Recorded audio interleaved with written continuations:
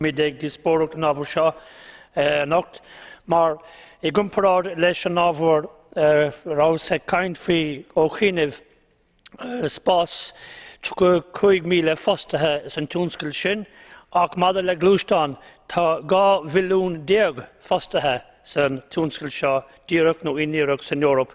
Tugann sé 4% de GDP ach tá sé brán le blianta beaga anuas go háirithe de bharr an cúlach eacnamaíochta. An oraigh díleach 2 mhilliún déag glúisteáin ach i 5 bliain ó shin díleach 7 mhilliún déag glúisteáin. Sin leidú 5 mhilliún dá bhrí sin is fiú go mbeadh plean gníomhre againn agus fáiltíim roimh an bplean seo agus tá súla gom go n-aróg leis. Just 1 or 2 points. I welcome particularly our renewed emphasis on manufacturing base for Europe as opposed to services, and particularly where cars are concerned.